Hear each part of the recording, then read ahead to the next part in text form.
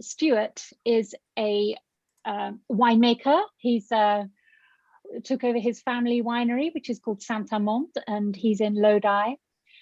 He's also the executive director. Hi, Stuart. I'm just saying nice things about you.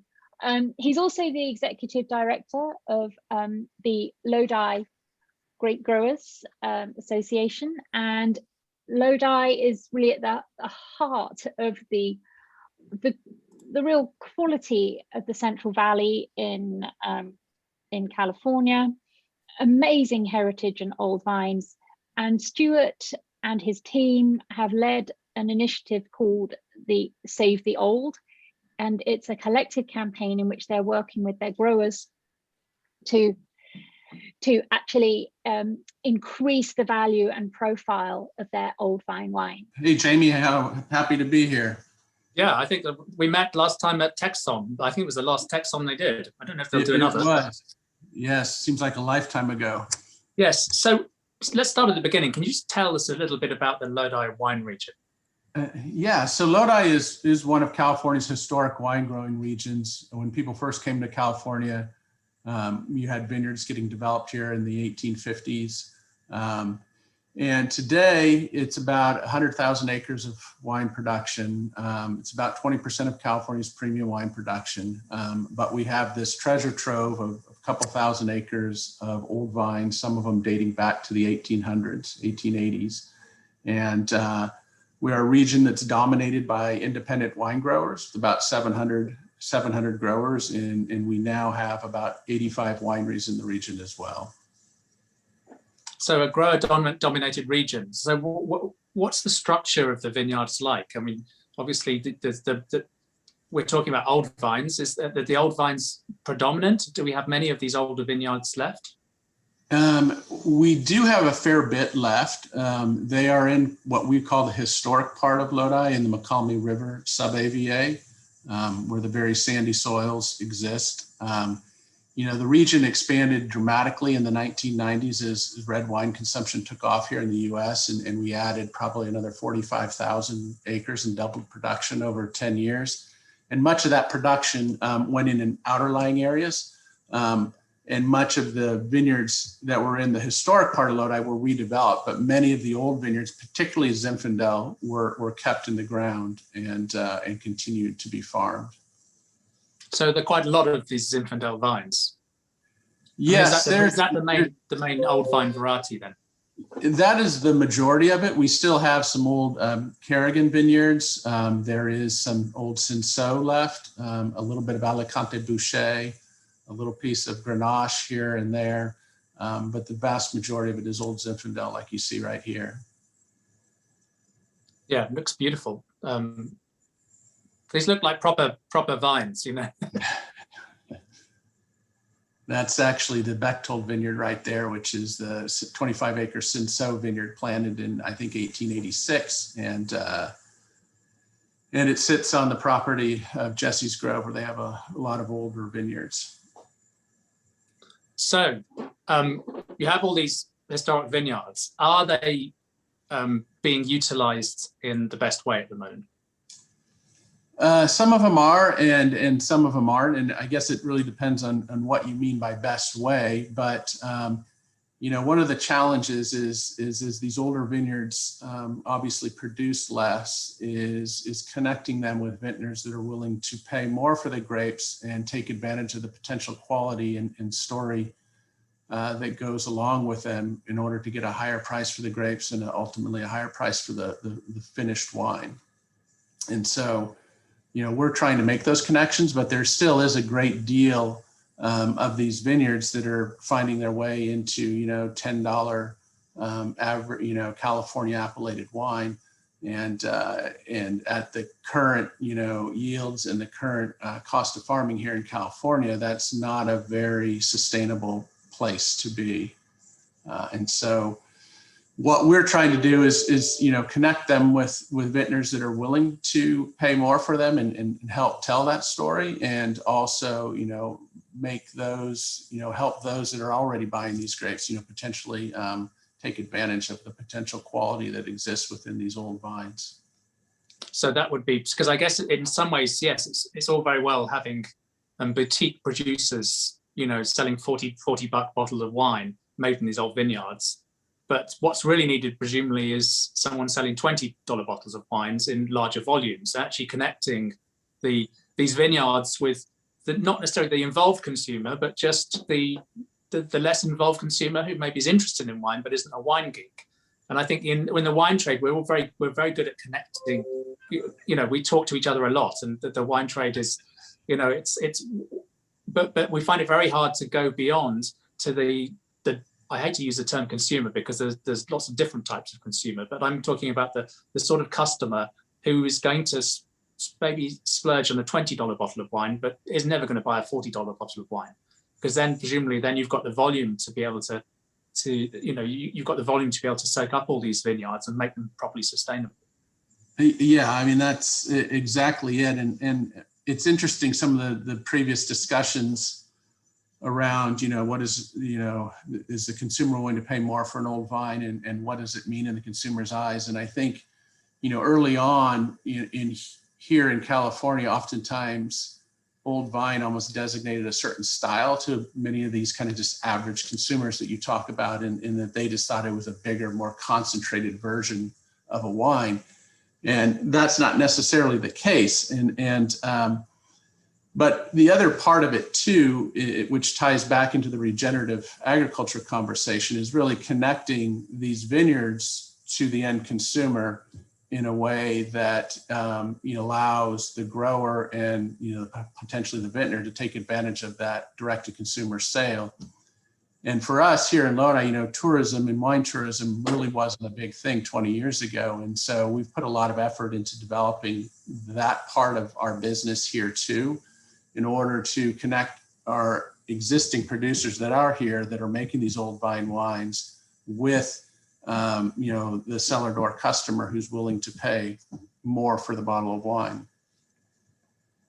Do you think the heritage story, the fact that, you know, this was early days in California viticulture that some of these vines were planted, do you think that's a powerful draw for people? Because when I was down in LA a couple of years ago, I went to see some vineyards that were basically fascinating vineyards that were like basically just a sprawl, and you know, in areas that had significantly in the past been significant wine growing regions, but I think they got pretty hammered, and viticulture moved north. But you know, this historical aspect, I personally find it really fascinating, and this idea of heritage and history certainly would add value to me if I was drinking a wine and I had this connection with this fantastic historical story. Yeah, absolutely. I mean, and that's kind of what we're trying to do with our Save the Old effort, is really tell the story of these vineyards and the farmers and families that have grown them. I think we're fortunate here in Lodi in that most of our families are multi-generational farming families, and so they've continued to stay on the farm and farm these vines. And so there is a story there, and I think, you know, if part of what we're trying to do here is you know, tell the larger story of Lodi and use these old vines as kind of a sub story to really connect with the consumer and the at the end of the day. And I think today's consumer is very much more interested in, you know, and it ties back into this regenerative conversation about what, you know, how their food is grown, where it's grown, who is growing it, and the whole cycle of it. And when you're standing out in the middle of one of these really old vineyards and looking around at it, you know, there's so much history there and time that's passed that, you know, you can't help connect the customer, you know, directly with that and their soul. Yes, you said there was, I think it was 700 growers in the region, and presumably most of those have got contracts with the larger wine companies. Are they? Yeah. Is the grower mentality in Lodi that if they've got a contract, they'll stick with that company, or could winemakers come in who say would like to make a little bit from heritage vineyards and, you know, contract maybe a small portion of their vineyard holdings? I mean, what I'm getting at is to succeed with this, raising the value of these vineyards, is it is it necessary for the big companies to actually start doing something with these old vineyards and start adding value in that way? I think yes. I mean, we're at the crossroads of California of the premiumization and commoditization part of the markets, and so that commodity side of the business is really driven by efficiency and production efficiency, and so. But at the same time, as the U.S. wine market has continued to premiumize, the larger wine companies are definitely looking to take advantage of that, and we think there is truly a really unique story here with these old vines, particularly with Zinfandel. And then when you look at it on the global stage, they're very much, a California thing with a really distinct identity that we feel that they can take advantage of. And so we are happy to work with with larger producers. And we wish they would, come on board even more so. Some of them have done some of it, but we think there's greater opportunities there as well. Because certainly in the UK market, there's California is either up here and really expensive, or it's down there and really cheap. And we kind of lack the sort of semi-boutique-y things that were affordable for normal people, but which are differentiated from the large brands at the bottom end. And this would seem to be an ideal way of doing that. Yeah, and I think what can happen here too is the approachability of these wines from a price point perspective. I mean, these grapes, are going into the larger consumer or larger production facilities at probably, $800 to $900 a ton, and can probably be sold, for $1,500 to $1,800 a ton to keep them more sustainable. And you could still produce $25 bottle of wine at that is very distinct, has a unique story, and connects with the consumer. Yeah. And I mean, you've mentioned Save the Old, but could you just say a little bit more about the specifics of what Save the Old is about? Yeah, it's not about saving old people. It's about saving old vines, and although we do like our old farmers around here as well, and many of them are still happy to tell me what to do, even in their 80s or 90s. But it's a campaign we launched last fall, and it's kind of a part of a bigger effort we're doing, which is this kind of storytelling effort of Lodi, where we're really rooting the story in the vineyard and rooting it in with the farmers. And so I think in order for us to be successful, we need to be hitting all segments of the market, not only the wine trade and media and those of us that like to talk about wine, but we also need to be connecting directly with the consumers and directly for us with the rest of the industry, those that are buying grapes and making wine. And so we've tried to position this campaign as a very integrated approach, storytelling approach to Lodi and old vines, and chronicling the vineyards and the growers and the families behind it, telling kind of the consumer, why these are interesting and why they should value them, and doing that through a series of programs. And so we're putting advertising dollars behind this and partnering with various publications to do things both in print and digital format. And then we have a lot of conversations going on our own channels with the email and social and all of that, and trying to bring the grower and the vineyards to the consumer and ultimately the industry, and tell this bigger story of old vines and Lodi. And you said there were, I think if we remember correctly, 85 wineries in the region. Is there a connectedness between the wineries? Is there a collective vision for how this region can develop? Well, I think anyone that knows winemakers know they're a very independent spirit, and getting them to move in the same direction is always a challenge for all of us. But I say one of the things that really does distinguish Lodi is there's an incredible sense of community here and willingness to work together and help each other out. And I think many of them all really do appreciate the value in what we're trying to do with these Save the Old effort, and they want to be a part of that. And as best they can, they want to make wines that are distinctive from these vineyards, and they want to connect them with consumers. And so we have a lot of success locally here, and we're starting to have, success attracting, some of the smaller vintners from all across California that are interested in some of these these heritage vineyards and working with them. And that really helps diversify the customer base for the growers here and provides opportunities for them to, you know, while they may have this vineyard block going to one of the large wine companies, they can sell off this 8 acres of old vines to, you know, half a dozen small producers that are interested in making something distinct from a really neat vineyard. And that's that working with other sort of negotiation operations and, you know, high-end negotiation operations through California, and there's quite a lot of them presumably now, it's a really smart strategy because you get the name Lodi on a bottle, and you're immediately in a peer group with other regions that currently have a higher reputation perhaps, and it's just getting that name in front of people in a really clever way, and it's a constituency that you're probably not reaching now that you've reached through those admired and respected growers. So that's really... I mean, you know, just as a particular example, you know, is Tegan Pasalaco with Turley Wine Cellars, and he's purchased a vineyard here in Lodi and actually wants to build his own winery for his own brand here. And Turley's bought a vineyard here in Lodi as well too. And, you know, they bring that kind of outside credibility that helps open doors for Lodi across the country and world. So. Yeah, I remember tasting his Lodi. That's the first time I had Lodi explained to me, tasting his wines with Abe Schoner in London.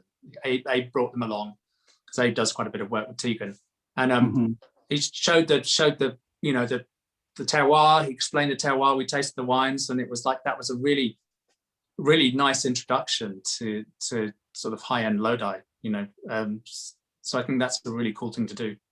Yeah, and I think you know, in many ways we're still getting started as a wine region, because while we may have a 170-year history of grape growing, you know, the wine scene is really in its infancy, and so each year it continues to get better, and more interesting things are coming, and the old vines are kind of at the center of that effort. Right, I'll hand over to Sarah. Sarah, have you got any questions coming in? Funnily enough, I do. Great. Hi, Stuart. Thank you. So I have a question from Andre Morgenthal. Hello again, Andre, who is involved, who is the marketing director for the South African Old Vine Project. Andre asks what you and also in general the audience think about the minimum vine age. So I believe your minimum vine age is 50 years as an average vineyard age, is that right? So we don't have a particular definition of the Lodi Winegrape Commission, but what we tend to rely upon is the Historic Vineyard Society, which was established here in California, which does set 50 years as their benchmark age, and that I think at least a third of the vines have to be original plantings. Yeah, but I believe that's an average age, isn't it? I believe so, yeah. And you know, and we're fortunate here in Lodi that we've got, you know, vineyards from late 1800s and early 1900s and on their own roots, and because Zinfandel is not very susceptible to the trunk diseases we were discussing earlier, you know, they're surviving and still producing very well. I think the challenge is we've seen this, you know, big escalation in cost of farming recently in California that is really put these at the brink at a time when Zinfandel was kind of moving out of favor. And so, and also at a time when there was a lot of Zinfandel vineyards developed in the 80s and early 90s for white Zinfandel that were kind of competing with these old vines, and to distinguish them from a price point perspective is critical to keep these old vineyards in the ground. Fantastic. Well, good luck with your promotion and program. It's the Save the Old campaign, and I really recommend people taking a look at it. Lots of good information still in the chat. We will obviously share that. At this stage, I'd like to talk to everyone about what we want to do. Thank you so much, Stuart, by the way, for coming on and for your great support and encouragement.